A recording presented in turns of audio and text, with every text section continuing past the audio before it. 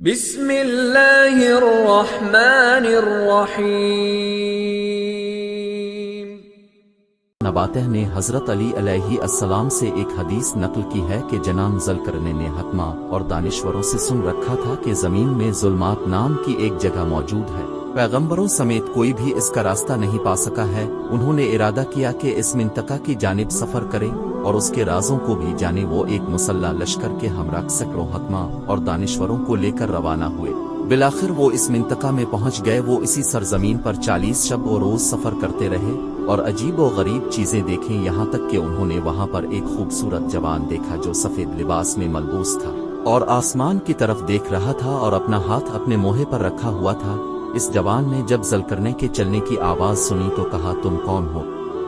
ذوالقرنین نے کہا، میں ذوالقرنین ہوں۔ اس جوان نے کہا، اے ذوالقرنین، جو تم نے پیچھے فتح کیا ہے وہ کافی نہیں تھا، یہاں تک کہ مجھ تک پہنچ گئے۔ وہ ذوالقرنین نے کہا، تم کون ہو اور موہے پر ہاتھ کیوں رکھا ہوا ہے؟ اس نے کہا، میں صاحب صور اسرافیل ہوں، روز قیامت نزدیک ہو چکا ہے، میں منتظر ہوں کہ مجھے خدا کی طرف سے صور پھونکنے کا حکم ملے۔ پھر ایک پتھر ذوالقرنین کی طرف پھینکا اور کہا، اے ذوالقرنین، اس پتھر کو پکڑ لو، اگر یہ سیر ہو گیا تو تم بھی سیر ہو جاؤ گے، اور اگر یہ بوکا ہو گیا تو تم بھی بوکے ہو جاؤ گے۔ ذوالقرنین نے وہ پتھر لیا اور اسی جگہ سے اپنے لشکر اور دوستوں کی طرف پلٹ آئے اور انہیں سرزمین ظلمات پر سفر اور جو کچھ وہاں پر دیکھا ان سب کے بارے میں تفصیل سے بتایا۔ پھر وہ پتھر انہیں دکھایا اور کہا، سرزمین ظلمات میں ایک خوبصورت اور سفید پوشت جوان تھا جس نے اپنا تعارف صاحب صور یعنی اسرافیل علیہ السلام کے طور پر کرایا۔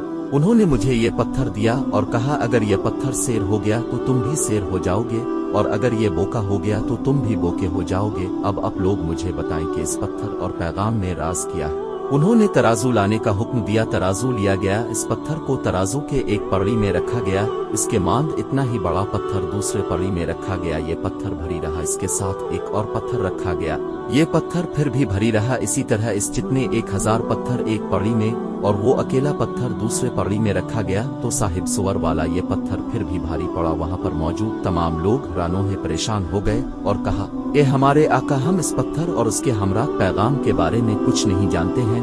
حضرت خضر علیہ السلام جو کہ وہاں پر موجود تھے، انہوں نے کہا، آپ ان لوگوں سے سوال کر رہے ہیں جو خود آگاہ نہیں ہیں، میں اس پتھر کے راز کو جانتا ہوں، اب مجھ سے پوچھیں۔ جناب ذوالقرنین نے کہا، اب مجھے بتائیں اور میرے لیے اس پتھر کے راز بیان کریں۔ حضرت خضر علیہ السلام نے ترازو اپنے سامنے کھینچا اور ذوالقرنین سے وہ پتھر لے کر ترازو کے ایک پڑی میں رکھا، پھر اسی پتھر کے ماند اتنا ہی بڑا ایک اور پتھر دوسرے پڑی میں رکھا، وہ پتھر پھر بھی بھاری رہا۔ حضرت خضر علیہ السلام نے جناب ذوالقرنین کے پتھر پر تھوڑی سی خاک ڈالی، ہونا تو یہ چاہیے تھا کہ اس پر خاک ڈالنے کی وجہ سے وہ مزید بھاری ہوتا، لیکن جب ترازو اٹھایا گیا تو دونوں پڑی مساوی ہو گئے۔ وہاں پر موجود تمام لوگ حضرت خضر علیہ السلام کے علم پر حیران ششدر رہ گئے اور ان کا بے حد احترام کیا۔ پھر حاضرین نے حضرت ذوالقرنین سے کہا، ہم اس کا راز نہیں جانتے ہیں اور یہ بھی جانتے ہیں کہ حضرت خضر علیہ السلام جادوگر نہیں ہیں، بس یہ کیوں ہوا کہ ہم نے دوسرے پڑی میں 1000 پتھر رکھے ہیں لیکن اب کا پتھر پھر بھی بھاری تھا، لیکن حضرت خضر علیہ السلام نے اب کے پتھر پر تھوڑی سی خاک ڈالی ہے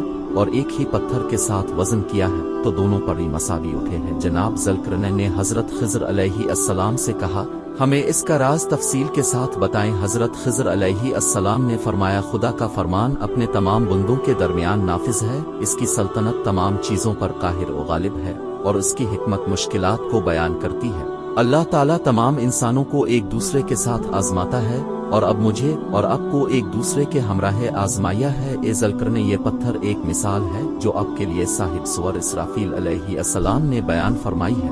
در حقیقت صاحب صور نے یوں کہا ہے، انسانوں کی مثال اس پتھر جیسی ہے کہ اگر 1000 دوسرے پتھروں کو اس کے ساتھ تولا جائے تو پھر بھی یہ پتھر وزری ہے، لیکن جب اپنے اس کے اوپر مٹھی ڈالی تو وہ سیر ہو کر اپنی اصلی حالت پر پلٹ آتا ہے۔ اے ذوالقرنین، اب کی مثال بھی ایسی ہی ہے کہ اللہ تعالیٰ نے یہ ساری دنیا آپ کے اختیار میں دے رکھی ہے، لیکن آپ اس پر راضی نہیں ہوئے، یہاں تک کہ آپ نے ایسی چیز کو طلب کیا کہ اب سے پہلے کسی نے بھی اس چیز کی خواہش نہیں کی ہے، اور ایسی سرزمین میں جا داخل ہوئے کہ جنہوں انس میں سے کوئی بھی اس میں داخل نہیں ہوا ہے۔ صاحب صور حضرت اسرافیل علیہ السلام آپ کو یہ نصیحت کرنا چاہتے، انسان سیر نہیں ہوتا مگر اس وقت جب اس کے سر پر مٹھی ڈال دی جاتی ہے، यानी वो जेर जमीन कब्र में चला जाता है। ज़ुल्करनैन इस मिसाल से बहुत मुतासिर हुए। उन्होंने शदीद गिरिया करते हुए कहा, ए खिज़र अलैहिस्सलाम, अपने सच कहा। साहिब सुवर ने मेरे लिए ये मिसाल बयान की है। इस पेश रवी के बाद अब मेरे लिए कोई फुर्सत बाकी नहीं होगी कि मैं कोई और पेश रवी करूं। फिर ज़ुल्करनैन इस सरजमीन से पलट आए